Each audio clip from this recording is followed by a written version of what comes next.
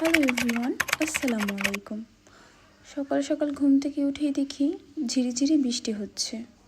কিছুদিন যাবৎ একটানা বৃষ্টি হয়েই যাচ্ছে। তো আর কি করার, সকাল সকাল নাস্তাটা শেষ করে চলে গেলাম রান্না করতে। তো আমার বোন আর আমার হাজব্যান্ড বলল এই বৃষ্টির মধ্যে খিচুড়ি খাবে আর ঝাল ঝাল রোস্ট। তো আর কি করার, তাদের আবদার তো রাখতেই হবে। তাই সব কিছু গুছগাছ করে রান্না করতে চলে এলাম। বৃষ্টি আমার খুব ভালো লাগে, কিন্তু একটানা বৃষ্টি একদম ভালো লাগে না।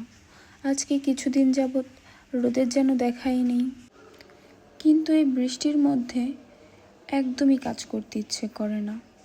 এতটাই বোরিং লাগে যেন মনে চায় সারাদিন শুয়েই থাকি। কিন্তু সারাক্ষণ শুয়ে থাকলে কি আর চলবে? যেহেতু আমরা মেয়ে মানুষ, ঘরের কাজ তো আমাদেরই করতে হবে। একদিন ঘর না গোছালেই ঘরটা যেন একদম এলোমেলো হয়ে যায়। এদিকে কথা বলতে বলতে আমার খিচুড়িটাও হয়ে গেছে। তারপর আর কি, রান্নাঘরে সব কাজ শেষ করে চলে গেলাম রুম গোছাতে।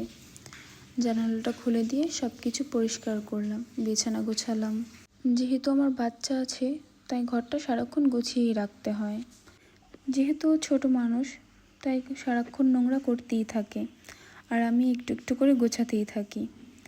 তারপর ঘরটা ঝাড়ু দিলাম, তারপর গোসল করে এসে খাওয়া দাওয়া করলাম।